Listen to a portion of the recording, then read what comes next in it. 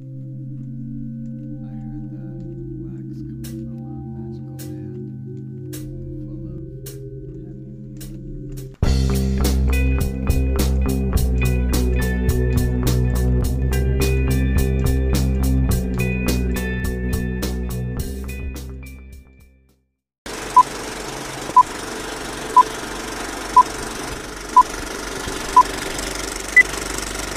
Were you out to create a body of art, or you out to make a fast buck? Because one of the things... Fast? Yeah. It took me 4 years to get Shivers made, and I made $13,000 for it.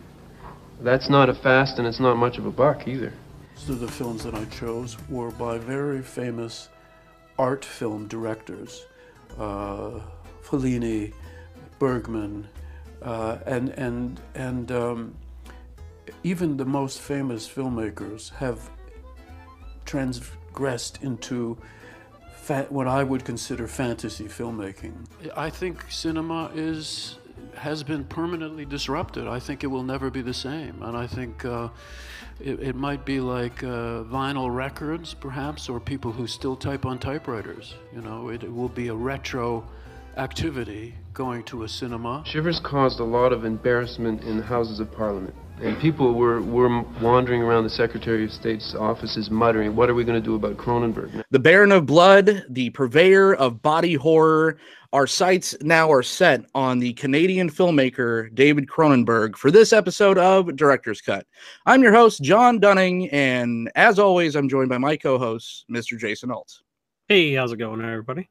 Hey, man, what's going on? Cronenberg, sir. This is another one. As much as I feel like Michael Mann was your guy, I feel like Cronenberg is your guy as well. I feel like I saw all of his good movies, and I was like, I like Cronenberg, and then I had to see all of his movies to prepare for this, and I feel like he made some non-Cronenberg-y movies. Yeah, that is true. No other filmmaker that we've done on the show has had such different styles of films. Like maybe Carpenter. Sure. Yeah. Okay, I can see that. But like, there's a Cronenbergian film out there, and we'll get all into that. But then there's these films that come out that are just like really good versions of other styles of films, and we'll kind of elaborate on that a little bit more. I woke up with the plague this morning, so I will not be partaking in my usual barley and hops concoction, but I will be chugging some Dayquil, or some Kroger brand Dayquil, because I'm poor. Do you have a special guest tonight? No, I'm just drinking H2O. I've been on a podcasting bender this week, and I've been drinking for every episode. So I think in solidarity with you, I'll take it easy tonight. All right. Well, I'd much rather be drinking anything else other than this. I don't know if you've ever had, especially knockoff Dayquil before. It's just the worst. But I feel like if any other, if it was ever on theme to have plague-like or flu-like symptoms, it would be a David Cronenberg episode. So, l'chaim. I'm pretty sure I worked at the lab that did the quality testing on that. Oh, really? Recently enough that I might have analyzed that batch, so good luck. We now know why you don't work there anymore. Oh, man. Yeah, it turns out I wasn't a taste tester. That shit's rough, man. All right. Let's set the stage. If you don't know what David Cronenberg as a filmmaker has produced, that's why we're here. We got you covered. I think there's about 21 feature films that we're going to talk about, but Jason's going to take the reins on this one, or else it's just going to be me hacking and coughing in your ear. So whenever you're ready, sir, let's go ahead and set the stage. I mean, I won't promise I won't cough my way through this, but I wrote up a little diatribe about Mr. Cronenberg to kind of set the mood, so here we go. It's rare that a modern director develops a style that's so unique, so visually distinctive, and so imitable that the style bears their name, but the term Cronenbergian has pervaded pop culture. Strange, unsettling images, body horror, even exploding heads are all covered under the purview of this director known as the Baron of Blood. Cronenberg came to Los Angeles from Toronto after making his first feature film, Crimes of the Future, in 1970. It would be 5 more years until he completed another feature, 1975 Shivers, though he worked steadily in television during the interim. Shivers was the film he came to LA to get made, and while it seems somewhat unremarkable next to the steady stream of similar movies from that period, the premise of the film was somewhat novel and excited a lot of his peers at the time. It also demonstrated that Cronenberg had promise as a director and understood how to unnerve and unsettle his audience. In hindsight, 1977's Rabid seems a bit like a formulaic zombie film ripoff, which is unfortunate because it's an excellent window into the psyche of a director who was beginning to pioneer body horror cinema. And films like Rabid directly influenced later artists like Clive Barker, whose Hellraiser wouldn't come out for another 10 more years. Shot in Canada, Rabid turned a modest profit and became a bit of a cult hit. With hits come misses, and while 1979's Fast Company featured a decent cast for the time, Cronenberg did not write the screenplay, and while it's an action-packed, non-horror movie that seemed far outside his oeuvre, he has expressed affection for the film, and it's clear he improved as a director technically in the making of the film, which critics at the time seemed to agree with, giving the film largely positive reviews and Rotten Tomatoes score of 88% is to be believed. The same year, Cronenberg returned to Toronto to film The Brood, a film he jokingly refers to as his version of Kramer vs. Kramer. His budgets and self-confidence growing, Cronenberg made one of his most emblematic films, 1981's Scanners, a semi-serious horror film about telepaths that features the iconic head-exploding scene. It would be tough for most directors to equal the success of such a film, but Cronenberg did one better, releasing 1983's Videodrome, which doubled its budget back and cemented Cronenberg as the king of the grotesque, with its gory fusion of human and electronic parts. In the same year, Cronenberg made a rather dull and formulaic version of Stephen King's The Dead Zone, which isn't to say the film was not quite enjoyable. It doubled its $10 million budget, Cronenberg's largest budget to date, and received critical acclaim. Quite possibly his best film ever, and easily his best up to that point, 1986's The Fly made money hand over fist and is considered one of the best body horror films of all time. After such an over-the-top body experience as a man being literally transformed into a gross fusion of man and fly in a nightmarish, Kafkaesque bloodbath, it's perhaps surprising that Cronenberg's follow-up, 1988's Dead Ringers, a relatively slow-paced psychological trip featuring a great performance by Jeremy Irons as two twin brothers. Cronenberg's signature gore and freakish dream sequences are present in much smaller doses here. Dead Ringers remains a highly watchable film, despite the somewhat dated medical references and the fact that it didn't quite make back its modest $13 million budget in U.S. theaters. As forgettable as Dead Ringers was, the name given to Cronenberg by Ivan Reitman, who freed the working title Twins up to be used for the lovable DeVito-Schwarzenegger buddy jaunt the next year. 1991's Naked Lunch is equal parts surreal, horrifying, and unforgettable. Its mark on popular culture was indelible, and The Simpsons even took a shot at the strange film with the strange name. In the episode, Nelson Muntz remarks, "I can think of at least two things wrong with that title." The hits couldn't continue forever, and Cronenberg's most forgettable flop, 1993's M. Butterfly, his thinly veiled love letter to the Puccini opera of a similar name, featured the return to Jeremy Irons. M. Butterfly failed to hit the way a Cronenberg film usually hits. Undeterred, Cronenberg swung back with 1996's Crash, not to be confused with the 2004 Paul Haggis film of the same name. Cronenberg's Crash is a psychosexual thriller about a TV scientist who becomes part of a dangerous underground sex cult who put the auto in autoerotica and achieves sexual arousal via the violent act of automobile collision. Crash hemorrhaged cash, and unfortunately his next film, 1999's Existenz, easily the most Cronenbergian film since Naked Lunch, suffered from extremely limited distribution. Existenz reunited Cronenberg with Ian Holm, which is fitting because Ian Holm is about as underrated an actor as Existenz is as a film. It's achieved cult status, and it's an incredibly trippy and twisted delight. But Hollywood doesn't care how much film nerds love your movie. They care about making money, and Cronenberg was forced to direct 2002's Spider for free. Spider picked up where Existenz left off in a way, exploring the horror of losing control over one's mind rather than one's body, and a unique and chilling look into the mind of a schizophrenic, played by Ray Fiennes. The movie didn't make back its modest $8 million budget, and it seemed Cronenberg's star was fading a bit. Most directors would have been finished at this point, but Cronenberg not only didn't give up, he came out swinging with arguably the best 1-2 punch his entire career, with two ultra-violent Viggo Mortensen vehicles in the form of 2005's A History of Violence and 2007's Eastern Promises. No body horror here, just two gritty looks into the criminal underbelly of America and Russia.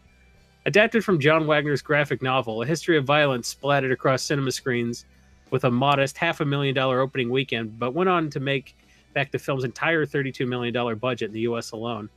Eastern Promises failed to be as commercially viable, but it did embolden Cronenberg a bit, and 2011's A Dangerous Method, a taut thriller about the collaboration between Carl Jung and Sigmund Freud, which very nearly snagged Christoph Waltz to play Freud, forcing Cronenberg to reunite with vegan Mortensen, was released to a limited audience and made a similarly limited amount of money. 2012's Cosmopolis is a return to form with its cast of unsettling characters, schizophrenic close-up shots, and a small, contained set, all of which leave the audience feeling uneasy in a way that the last two films' ultra-realistic violence couldn't manage. His most recent effort, 2014's Map of the Stars, was a bit of a commercial flop, and its over-the-top, frenetic plot and cast of Hollywood's finest couldn't save the insane black comedy from its relative obscurity in the age of Netflix and Redbox.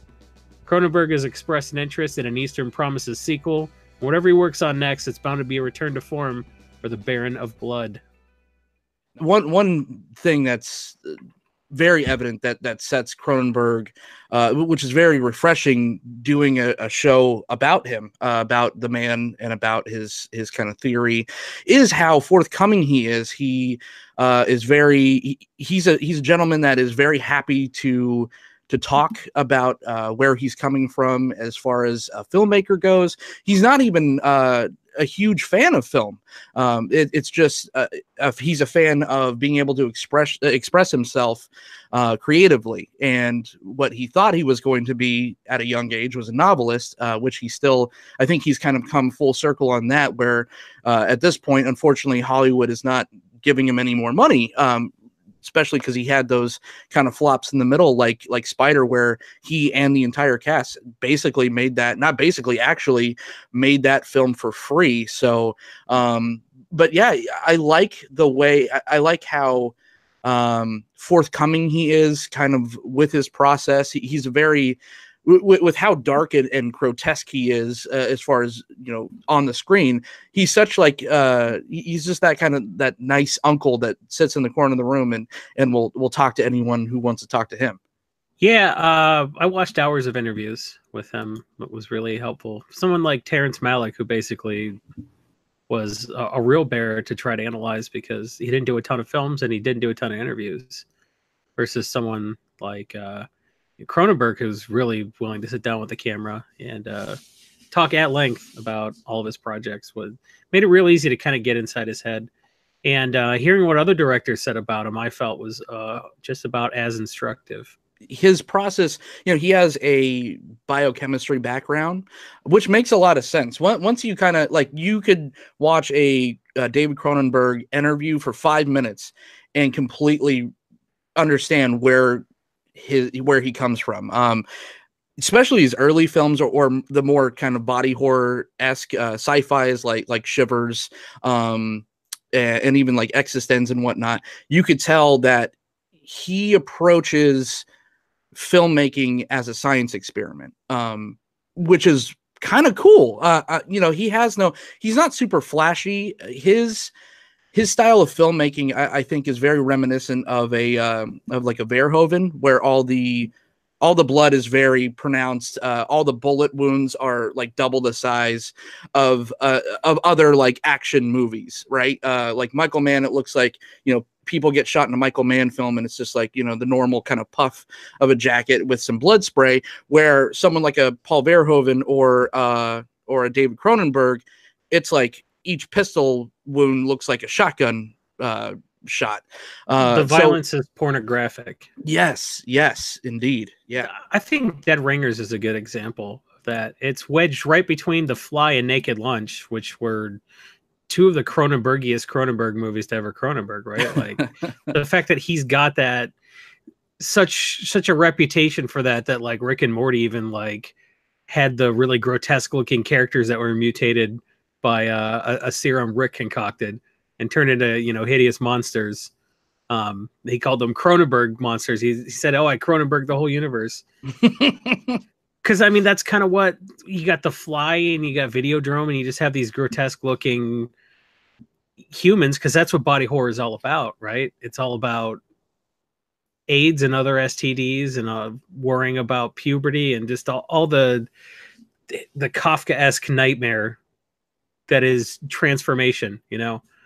So having Dead Ringers in there, which like had a little bit like the dream with her biting through the like the umbilicus between the two brothers. Sure. Saying she needed to, and like the end where he mutilates his brother, the spoiler alert. I mean, there was some of the body horror stuff in there, but for the most part, it was a lot more psychological, you know. I think he added those for the kids, right? He added those scenes. Did it feel like throw-ins for people of the fan of his style, for like you and I, or?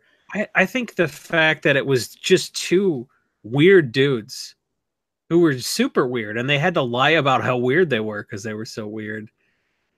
Like the fact that they were doing gynecological exams on people, I think that was unsettling enough. Like you knew something was going to go really horribly wrong, you know, during one of the exams, but you didn't know what was going to happen. So I think he surmised correctly that that was unsettling enough that he didn't need to really be over the top with it. So I think he definitely pushes things over the top as a brand, like where he kind of, I felt like Dead Ringers was lulling me to sleep. I was almost bored. You know, dare to say I was pretty bored during most of the film. It's about addiction. It's not about sex the way his other movies are about sex and disease and losing control over your body in that way. He does a lot of movies that are about addiction also, and this is, you know, everybody's addicted to something. And sex addiction, right? There's a lot of that. Yeah. Or there's everybody is seduced in one way or another in all of his movies, basically. Yeah. Something seduces someone, which is, that's kind of the huge impactful life-changing event that pulls someone so far off the path that their life was on. There's going to be a seduction of some sort. Otherwise, it's a mundane film, right? Crazy stuff happens because people get addicted to shooting up bug powder or just going to the same barber. Like it doesn't matter, right? There's something. I think the movie that encapsulates that theory so evidently is probably Videodrome, right? That's Max is just, he's kind of, you know, the pervert that just can't get off on regular porn anymore. So he has to straight up watch snuff films until it gets to a point where, you know, it spirals out of control.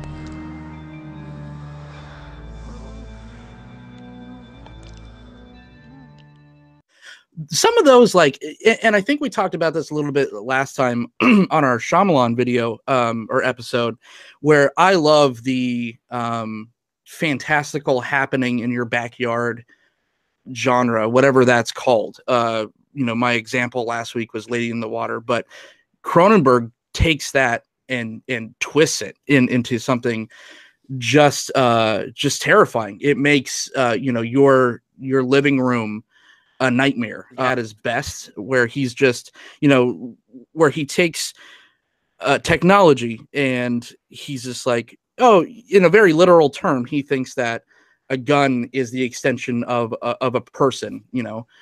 So he takes it even further and makes a gun out of someone's hand, or, you know, consuming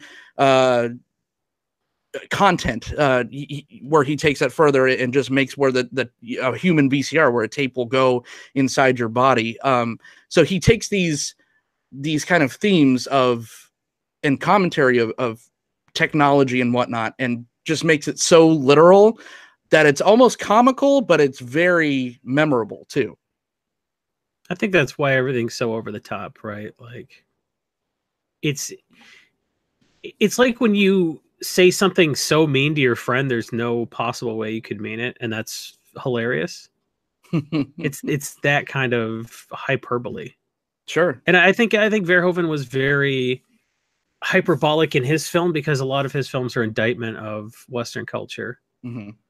So I think you have to be hyperbolic to show, like, this isn't even the glorification of violence, it's the pornographication of violence. It's taken to such an extent that you have to see how ridiculous the things we think are normal look to everybody else. I think his most Verhoeven film, satire-wise, was probably Maps to the Stars, which it's just kind of strange that, you know, he's 75 years old now. I think he made that in his 70s still. It came out in 2014, where that was his most satirical film, where it like you said, it's a black comedy, but a lot of people didn't think it was that when they were watching it. They thought it was a straight like Hollywood drama, and I quite liked it. I mean, the wheels just fall off real quick in that film. And it has your favorite actress ever. I can't tell if you're being sarcastic. I am. Yeah. Who do I not like that's in this? Oh, I'm talking about Julianne Moore. She's your favorite, right? I mean, she's responsible for my sexual awakening. I never said I didn't like Julianne Moore. I thought you said you didn't when we did the you don't pay attention. The Paul Thomas Anderson film. You're like, meh, Julianne Moore, meh. No, she's pretty good. Okay. Yeah, I don't know. What assuming that Maps to the Stars is his last film because Hollywood just doesn't want to give him money anymore. I think if he said he was going to make another Eastern Promises, they would give him money. Yeah. Yeah. But is that something that you'd be interested in seeing? Would you not? No, of course I wouldn't. I'm just asking you. Yeah. I think History of Violence is probably my favorite movie of his. Wow. And it's not that Cronenberg-y. It gets that way towards the end, I think. It gets kind of over the top, almost Tarantino-esque. Well, but it's based on a graphic novel, and graphic novels tend to dial the violence up to 11. Because something about the violence being two-dimensional, you have to give it breadth to give it depth. Does that make sense? Mm-hmm. Something about gore being flat, you need to make it wide to make it look deep. So, and sometimes they go over the top, like the panel in The Walking Dead where Carl gets his eyes shot out wasn't supposed to look half as terrifying, and they're just like, well, you said make it look scary. So I think a graphic novel adaptation is perfect for someone like Cronenberg, and he adapted a lot of media. He wrote a lot of screenplay treatments, and you know what's funny? He wrote 2 or 3 drafts of Total Recall. Huh.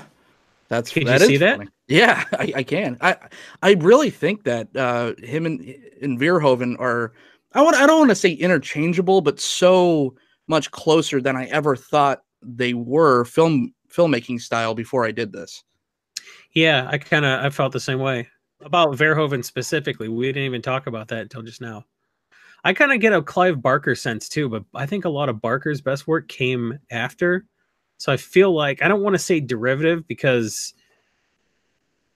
but Barker kind of does the same kind of crap. Like those Hellraiser movies were real terrifying. I think it is derivative though. Yeah, I think he did get very influenced by Cronenberg.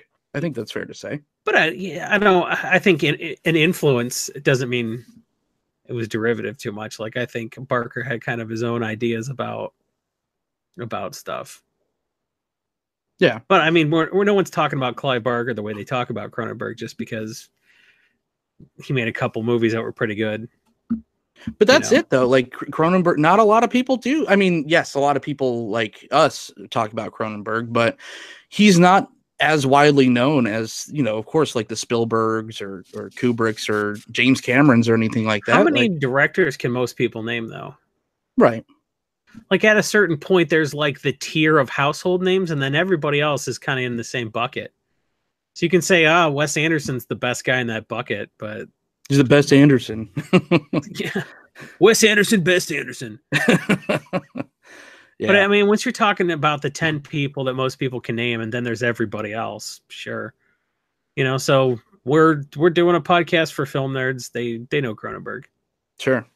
I feel like he does, like, I do another show talking about like cult films. I'm like, I have like three movies that I could port over to that one just to really dig deep, like Naked Lunch and Existenz. I feel are just so off the wall and crazy. And I know that even like Naked Lunch is kind of dialed back as far as the novel it's based off goes, because that goes, I guess, I was doing some Existenz kind of felt like a David Cameron movie or a James Cameron movie. A little bit, but just with those Verhoeven-esque moments. Yeah. like in the Chinese restaurant. It's just like shit's like lighthearted and funny until someone's getting half their face blown off by a tooth gun. Existence is paused. It was tonally like, again, it had it's almost a like, cool twist to it. Yeah. It was really just kind of really unsettling. I don't know. I really liked it, and it just didn't make money. It was just too weird. 99 was a weird year. Who was it for, though? You know, it's like a Ready Player One almost at some points, until he's sticking his tongue in her port. It's just like, he has a thing about anuses, let me tell you. But everything's sexual. Yeah. But that's why I think that some of his movies don't land with a general audience, because imagine bringing your kids and be like, this is going to be a cool movie romp about a video game. Well, why are you taking your kid to an R-rated movie? Right. Sure. So you suck as a dad. Maybe suck as a dad less. Like, you can't blame Cronenberg for the R-rated movie you brought your kid to. For the record, I did not have a child in 1999. I think I was 12. So you were a child in 1999. I didn't have a child. And I was 15, and I saw this around the time it came out on HBO, and this got to me. I was kind of like, all right. Yeah. I feel like if someone had asked me to describe the movie, I probably couldn't have, without just giving a plot synopsis.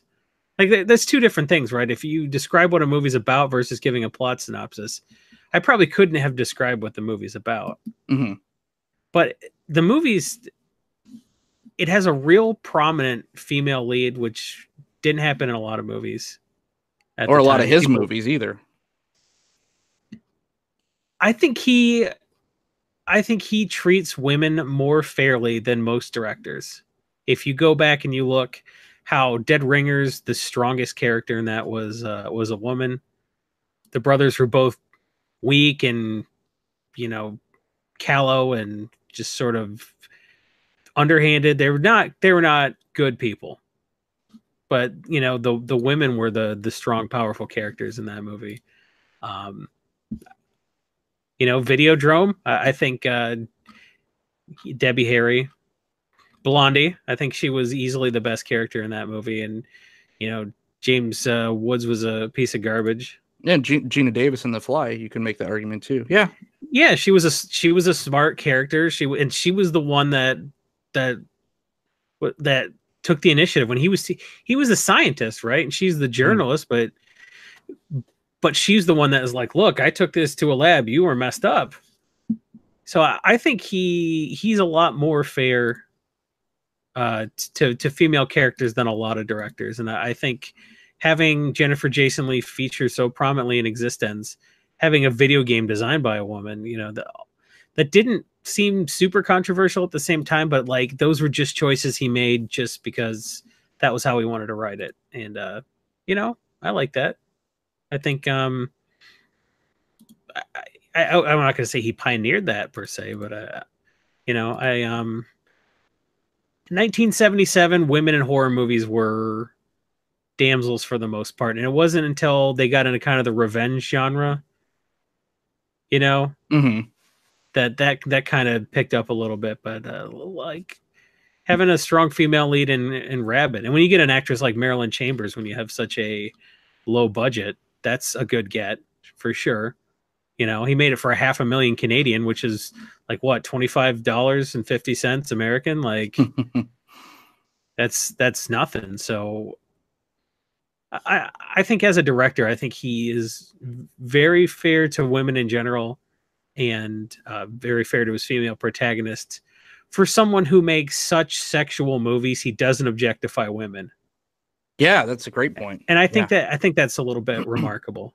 Mm-hmm. That's worth talking about, because if some directors are like not unfair to women by ignoring them, and their movies all fail the Bechdel test, right? So I think he puts his women front and center, gives them strong roles, and allows them to, really move the scenes along. And he has really sexual content with liberated women. And it's never sexy either. None of David Cronenberg's movies would be confused with like a Red Shoe Diaries. It's not sexy films by any stretch of the imagination. Maybe back, Crash is kind of sexy. That's one I didn't watch, unfortunately. Yeah.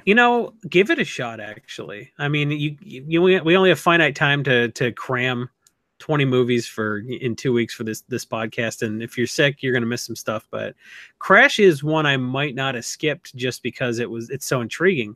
It actually didn't get the R rating. They couldn't get it down to R. So this lost a lot of money potentially because it didn't get shown on a bunch of screens.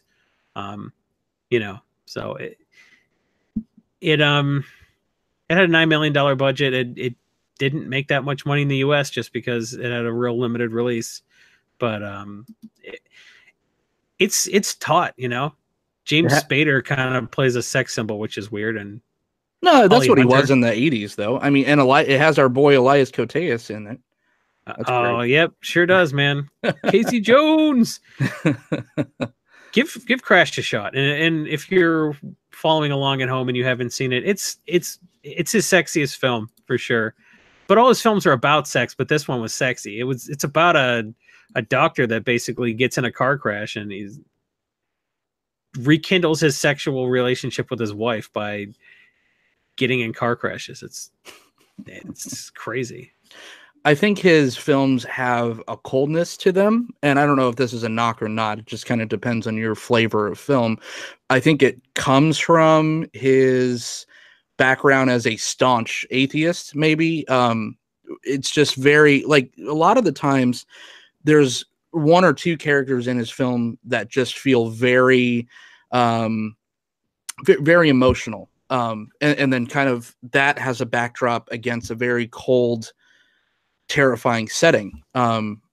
James Woods in Videodrome is kind of that person where he's just, kind of reveling, so to speak. He's just kind of going on his own lust and emotion. He's run on his lust and emotions, where everybody else kind of gets it, and they're just kind of cold, dark, and so it's an interesting thing as far as the filmmaking style goes, because everything just feels very cold room. I think it's a choice, but I think it's also just from his background in being a biochemist, where everything is very stringent. And like I said, he treats, to be in that field, I think you have to have a certain emotional detachment, killing, animals for science experiments or whatever, what have you.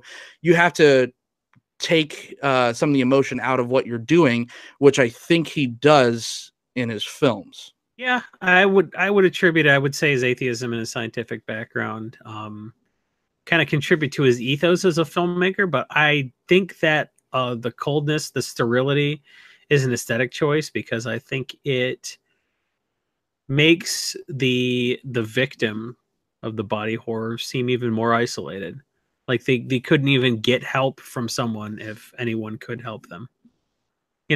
It starts Shivers. It was the Parasite past kind of semi-sexually, Rabid, it's a rabies virus kind of thing that, no one can help you. They're like, well, it's just like rabies. They're beyond medical help once they start showing symptoms,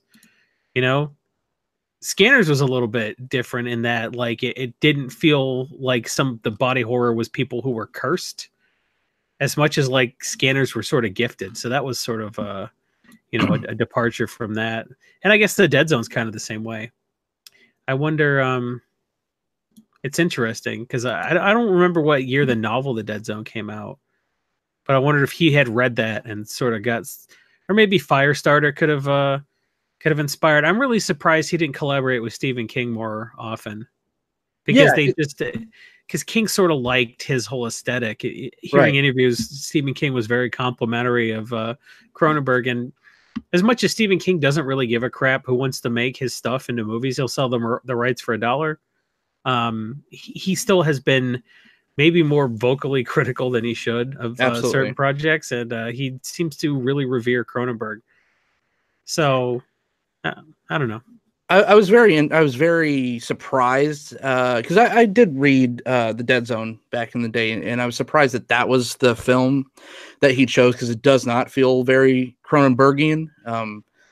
It's What just would out of all of Stephen King's, because Stephen King, when he was describing what people find terrifying about Cronenberg, he's like, people are afraid of everything. They're afraid of bugs and mist and dogs and spiders. Stephen King finds stuff that everybody's afraid of. You know, everyone's afraid of the dark. So he makes you afraid of that kind of stuff. A lot of his books are, it's not about a huge terrifying monster or like someone just like transforming. It's just like, oh, what are you afraid of? Fires? Well, everyone's afraid of fire, and here's a person who will light your whole prom on fire. Or Drew Barrymore with, you know, telekinesis. It would have been cool to see him do The Mist, although I do like Frank Darabont. Yeah, Darabont. I liked that movie quite a bit, but it would have been interesting to see. I think of all of Darabont is such a frequent King collaborator. I feel like he's just so in his wheelhouse that I don't know. I think Darabont has the same sensibility as King, but he's better at pointing a camera. So I think you know, I don't know what Cronenberg would have done all that differently.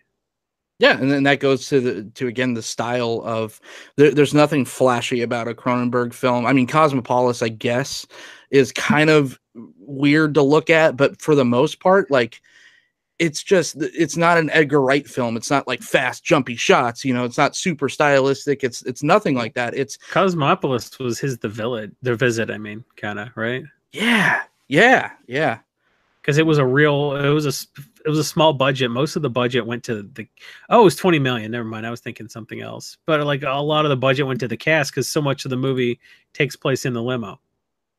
I watched it twice, and I don't. You watched it twice and you skipped Crash. But hear me. It was so weird because I think I was watching it and I think I texted you or something. I'm just like, I think I hate this movie.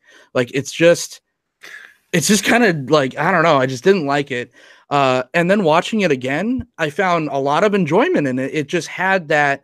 It has a rewatchability that a lot of the other ones. Actually, you know what? I mean, a lot of Cronenberg movies have a lot of rewatchability. The Fly, you could put on all the time and be just as entertained.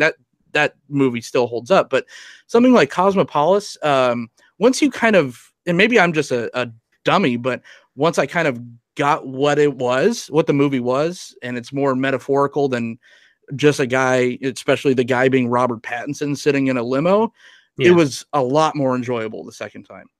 It's kind of like a falling down type movie. Yeah. Almost. God, I love that movie. Falling down was pretty literal. Yeah. That's a beat you over the head. This is just like, there's just so many layers to this one. Because it just came off as silly for a while. And I'm just like, oh boy, the 70s are really hitting Cronenberg hard. But then, you know, it is pretty snappy, especially the way, although, okay, so this is kind of spoilers for some of his movies, but he loves ending films on guns pointing, will they, won't they shoot, fade to black. Sure. I think that's three times he uses that. We know it's a common trope in comic books, and I don't know if he read a ton of comic books. He was a Western movie fan. I know that, but yeah, but it just, there's the common trope in comic books a lot of times for someone's backstory, especially for like a villain. Like, what made him? Is it for whatever reason, it's not flashy that someone went on to rob banks because their mom used to beat him with a wooden spoon or whatever. It's mostly like one bad day separates, and Cosmopolis was sort of like his one bad day supervillain origin. Just one bad day. Or just at least Breaking Bad type origin, right? Mm-hmm. Like some self-made billionaire just wants a haircut and he ends up in, in a Mexican standoff. So I think that's I don't know. I think that's a really interesting trope to explore, but it kind of has just been so overdone in comic books that it was a little bit refreshing to see it get a good treatment here. And that's, I think, maybe why it reminded me of Falling Down. Mm-hmm. Like, what does it take to have somebody just say, screw it? And not that the character in Falling Down left behind the kind of lifestyle that Robert Pattinson's character was kind of walking away from. I don't know. It was interesting. I didn't watch it twice. I budgeted my time a little bit better than you did. I'm telling you, if you ever, if you're stuck on an airplane or something, like that's playing on the headrest for whatever reason. I mean, it does. I don't know. It was just way more enjoyable the second time around, because the first time I was like checked out, and then I was like, okay, this is kind of interesting. And then like the tone was really weird. And then I'm like, I feel like I'm not getting it. And like I said, it's probably because I'm just a dummy. I'm kind of a surface level film watcher. I think everybody is the first time you see a movie, because Sure. you don't focus the first time you see a movie, which is why mise en scène is so important. A good director will point your eye where they want you to look. And that's, I think, what Kubrick worked so hard to deconstruct, was he's like, I don't want to tell you where to look, which makes his films, you have to rewatch them so many times. So I think but his films are classics, where Cronenberg films no one went and saw them. But I think there was a bit of a mythos build up around Kubrick. I think a bunch of people got real high on LSD and went to see 2001 a lot, and they're like, oh, let's give this guy lots of money. Well, he spent 7 years on the movie and didn't finish it. That's cool. He made somebody write a book before he would do the movie. Yeah. I don't think Cronenberg is incorrect to set up the mise en scène to point your eye where it's supposed to go, but I think you're not going to catch the metaphor the first time. I think you're going to notice more stuff. You benefit from a rewatching. And for somebody whose everything is a few veiled concepts just presented in a different way, I think it's easy to miss stuff. I think his most obvious movie was probably Spider. It just seemed like he was going out of body horror and into psychological horror. Yeah, I could see that. Because Existence was both, right? It was like, it was the whole body horror stuff, but it was also, is this the game? Are we still playing the game? That was his last real body horror film, right? Yeah, because he kind of got into like real Verhoeven-esque type stuff. Like History of Violence might as well have been a RoboCop, but Absolutely. Yeah. So Spider, to me, I thought what was really nice about Spider was Ray Fiennes made this the same year he made a Red Dragon. And it's kind of, I don't know. He made this before he made Red Dragon. I felt like this was like a dress rehearsal for that role with the weird mother, and then just, what a tough year psychologically and acting for that guy. His kids were probably like, okay, can you stop with these? Yeah, none of these them. are our vacation photos. Do you see?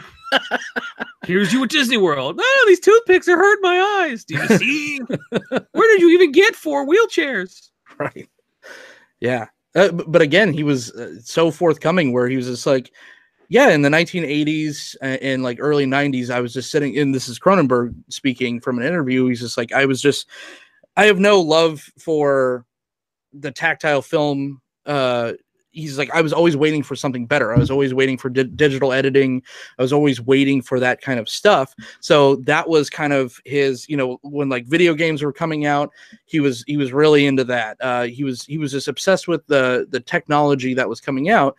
And then once all that came out, he's like, okay, now what's my interest? Okay, let's schizophrenia is interesting. I know some people that have some, experience in that field. So that's where he kind of went with that. So he's very much his films are very much an influence of whatever he's interested in, which is pretty cool. But that's kind of where you get these chunks of, okay, here's the body horror era, here's the psychological era, and then he just kind of leaves it. And he never watches his films. He never goes to screeners or anything, because he can't watch the films as films. He's like, the only thing that I could see on the screen is you know, who was late that day or what went wrong, what went right, as far as that goes. He can't enjoy them as actual movies because it's work. I get it. Yeah, yeah. Where, you know, a lot of these filmmakers, of course, they're like, yes, this is my masterpiece. This is all I watch. Or he was done with it. He's just like, that was just a time in my life, and that's out. And I feel like that's very much like a novelist. I don't feel like novelists really read their own novels. I don't know if it's just creative work, because I watched you take that shot of NyQuil, and I thought about how difficult it was to make the mobile phase for the HPLC analysis. I was like, son of a bitch, that 1 gram of sodium lauryl sulfate always screwed me up, and I had to redo the test. Sure. So I'm very Cronenbergian in my regarding your thought process. Yeah. Yeah. That's fine. I like that he's very much in the same boat as like cinema's dead or dying, where he's just like, why go? If you're, you know, just stay at home, watch Netflix. He's like, Netflix is killing cinema. He's like, I feel bad for my filmmaker friends, but I don't really care anymore. He's just I want to stay home and smoke pot and play Xbox.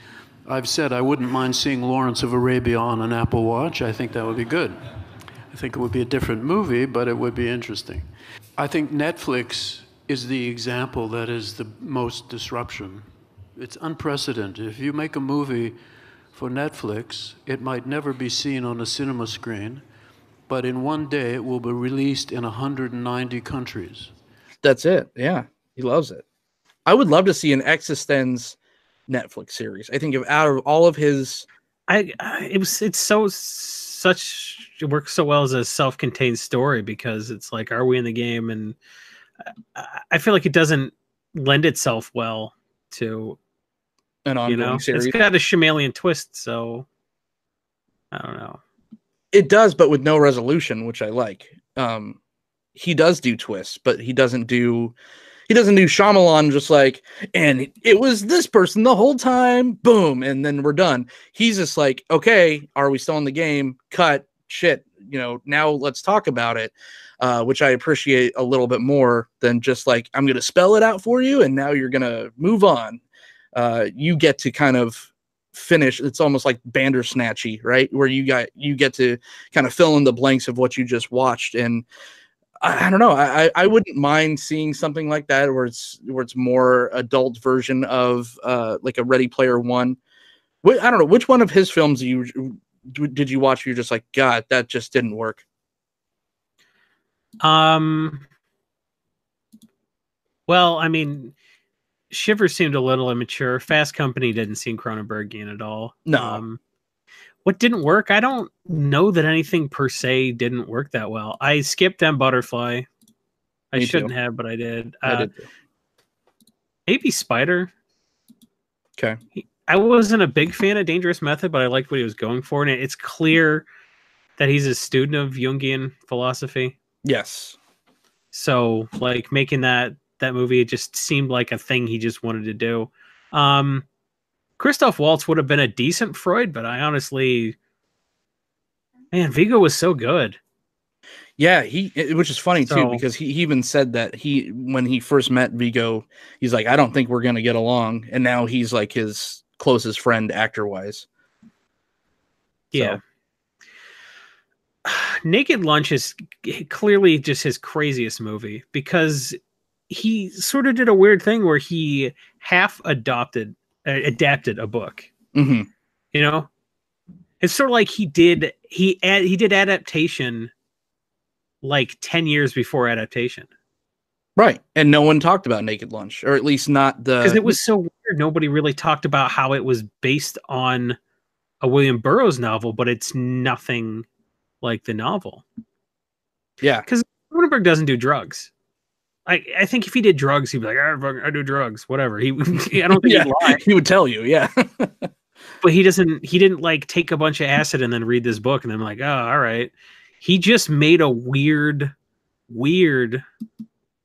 so weird thing from a book that was kind of weird, but not. I wish he used Ian Holm more, personally. Yeah. I would have liked to see another movie kind of like this. Naked Lunch was his Fear and Loathing, right? Like, or even Brazil. It was just, yeah. But he had to be. But I mean, but the bugs That's talked out of why their I butt liked holes. it. Yeah, I mean, it was kind of like a Gilliam movie, wasn't it? Yeah. That's why Ian Holm felt so perfect in this movie. Yeah. I get I don't get much Gilliam from much of his stuff except for this. I got it from Existence. I know I'm talking about Existence like way too much, But but it's so good though. it is. And no one, I didn't even know this film existed. This is one. How did you find? Because I know you watched probably 3 times the amount of Cronenberg films in your lifetime than I did leading up into this. Where did you Sure. find these films? I like would find these lists of movies as like 50 cult films you got to see before you die, and it's like, how many have you seen? And when I was in like high school, I was like, I've seen 3 of them. You know, my dad showed me Slapshot, and I, you know, had heard of blah blah blah. But it's like 50 cult films you got to see before you die. So there's all kind of crap on there. Naked Lunch is on there, and The Warriors, and you know, some John Waters movie, maybe Pink Flamingos. Yeah. You know, something like that. So like you have this list, and I was like, oh, so I found you know, some stuff to watch on there, and I was on a Peter Weller kick for a while, so I think I actually, in the midst of a Peter Weller kick, got into Naked Lunch, and it reminded me a lot of Gilliam. So I watched Existenz just on the basis of it was on, you know, on TV. So I just kind of found some of the stuff by accident, but like I started delving a little bit. I went and got Videodrome as soon as I saw Naked Lunch. So I kind of got into his filmography a little bit, just on the basis of starting by accident, but then like going down a rabbit hole and just, you know. Yeah. Then you get Crash, you know, after you've seen Videodrome, and, you know, everybody had seen The Fly, I think. That's Right, yeah. That's entry level Cronenberg, even though that's a hell of a way to enter someone's filmography, is someone pulling off their fingernails and squirting bug juice on a medicine cabinet window. But you know, that was something that my parents watched. You know, everyone's parents watched The Fly, and it's almost so over the top where yes, it's creepy and it's weird, and it makes you kind of check the lights twice before you tuck into bed. But it's not something where it's like Friday the 13th, where you think something's coming after you. It's more psychological thriller rather than just being a scary horror film. I thought The Fly was a remake. It is a remake. Isn't it?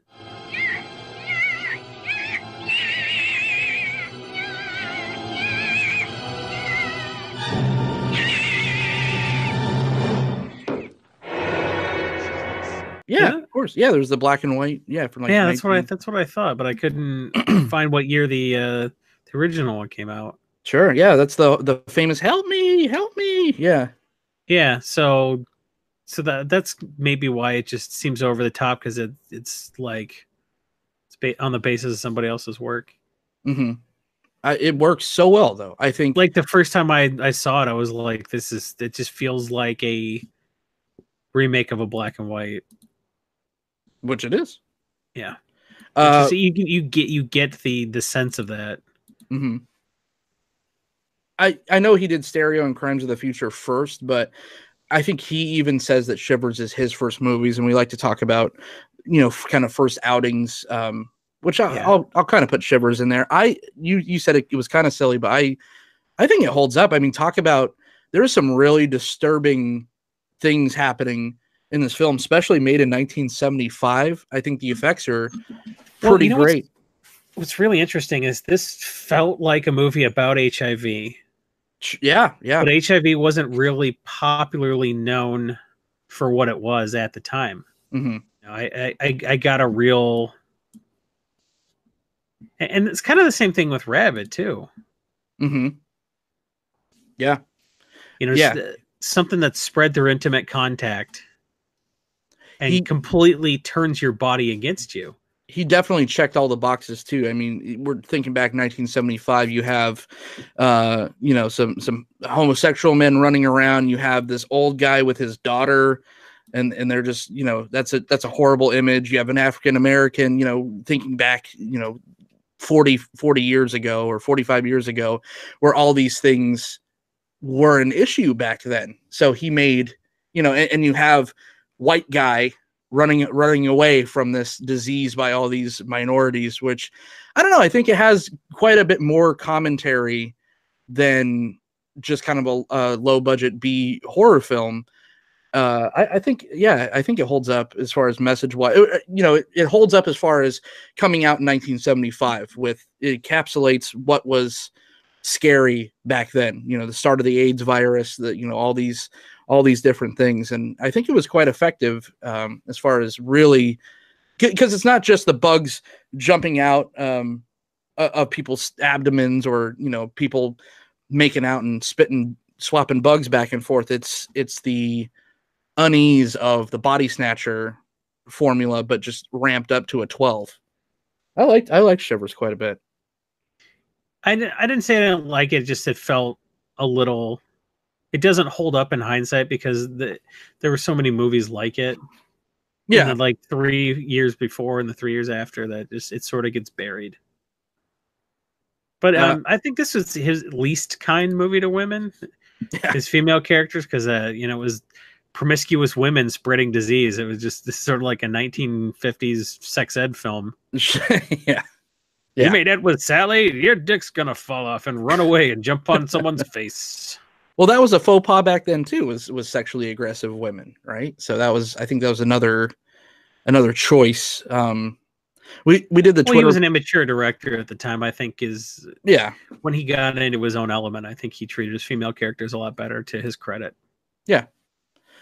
We did a Twitter, or our somewhat sentient Twitter account, cut_director, did a Twitter poll asking what everyone's favorite was. I think The Fly won, but I think Scanners was pretty close.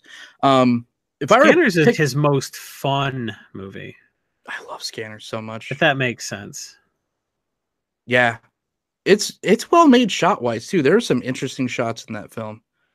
It kind of seemed like his version of Stephen King's Firestarter. But better. I liked it. Yeah, absolutely. I kind of love Scanners. That's another thing that could be made into a Netflix series now, right? Yeah, I could see something like that. Like you get Michael Ironside back, especially. Another Verhoeven favorite. Yeah, I mean Ironside he's the guy, right? He loves doing that kind of stuff, and you know, be sort of like a director's actor, right? Like he made a comfortable living, and good for him. I like seeing him pop up and stuff. Yeah. Cronenberg definitely liked to use kind of the same people over and over again in spurts. Again, it was kind of like someone else that we talked about. I think Kubrick kind of did this too. Maybe not, maybe someone else. But anyway, for like 3 movies and then never again. Yeah. One person that he only used for one, which I was kind of hoping was, you know, maybe bring him back. Sometimes the walk-in could be. I feel like I read that he turned down a role. Did he? But I don't remember what it was or where I read that. And let's not say that on the podcast. No way to back that up. Max, I just need him. It's just what I said. I feel like it. I can put a comma where I feel like it. So why can't I say I feel like he turned down a role? He's probably turned down lots of roles. Cronenberg rolls, cinnamon rolls. Butterscotch tastes nice. Yeah, I would have liked to see him more. It seems like his weird delivery was good. Guess what? I got a fever, and the only prescription is more cowbell. I think if I were to pick one film that I didn't like the most, and I'm probably going to get a lot of heat for this from our viewers, probably you too. Can you? I don't know. You've done this with me quite a bit now. Can you guess? There's going to be a movie you didn't like that's just going to piss me off, isn't it? Yep. You're metaphorically going to smack me in the back of the head, I'm sure. But you don't like A History of Violence. Come on, that movie was great. Okay, That was a what did Tarantino film, or Tarantino / Verhoeven film. It was great. I mean? Kind of, yeah. Okay, what didn't you like? I didn't like Videodrome. Wow, I'm not even mad. I'm just like, but are you allowed? Right, I don't know, right?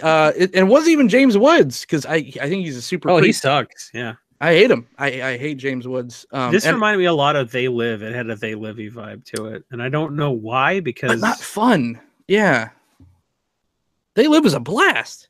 It just was just kind of executed poorly. And it's one of the most, and like you said, it's one of the most Cronenberg films ever. I think this got hacked up a little bit to make it not X rated. Okay. This was 83 and they were still doing, this was before PG-13. Mm-hmm. So I think this got hacked up a little bit to make it not X. If I'm guessing.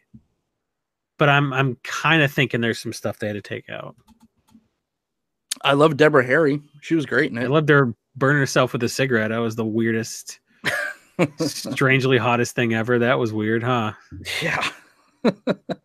She still holds up. Yeah, funny story is I used to think that James Wood and Peter Weller were the same person when I was a kid. So I thought James Woods was RoboCop for a while. And I'm glad he's not. I can kind of see that, yeah. They got similar faces. That's funny. They do, except James Woods is just annoying and obnoxious. But yeah, what are you gonna do? He's a dick. I just didn't like it. I thought it was. He had to do a shitty vampires movie, and yeah. We had to watch it though, so joke's on us. I got 2/3 of the way through. I was like, I think I saw this with my friends. We used to watch terrible movies when they all slept over. We would just get like 6 terrible movies and watch them all. I feel like I saw this vampires movie like with the express purpose of seeing something bad. So I got most of the way through that James Woods vampires movie, and I was like, oh, I've seen this. Yeah. I've wasted 4 hours on this movie, not 2. Oh, it's the joke that keeps giving. Yeah. I found myself rolling my eyes a lot during Videodrome. Which, I mean, it has some sequences that worked, which are pretty cool. Like her lips coming out of the screen, and I think the apparatus and like the guy melting and kind of becoming this weird, like, fatty creature towards the end. But as a movie, it was just blah. It was about addiction. It was about watching enough Videodrome until like everything changes about you. It's about getting enough in you, you know? Yeah, it's a real metaphor for whatever your drug of choice is. You know, this is, you know, he made a lot of movies about HIV, and it's weird that I get that vibe starting before HIV was really kind of a known thing. Mm-hmm. And they knew how it was, that it could be transmitted through heterosexual people. Just I don't know. Just it seems like all his movies are about temptation and consequence.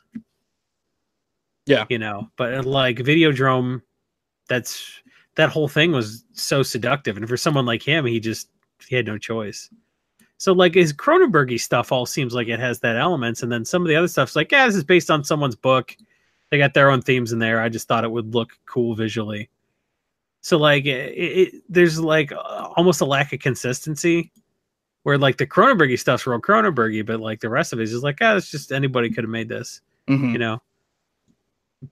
But yeah, History of Violence felt like it could have been a Coen Brothers film, right? A little bit, maybe. I didn't get that per se. Tarantino could have done it. Yeah, maybe. Eastern Promises felt like it could have been like a Scorsese film, which he's a big or a close friend with. Yeah, Scorsese has a lot of kind stuff to say about Cronenberg's work. Mm-hmm. Maybe we could link some interviews in the show notes, some of the stuff we found. Sure. That's more work for you, so I'm just making it up that you're going to do that now. I think my favorite like standalone film from him is probably Eastern Promises. It was pretty flawless. Not an ounce of fat on that film. Yeah, it was. I think he and Viggo trusted each other, and I think if they'd made the movies in a different order, both movies would have suffered.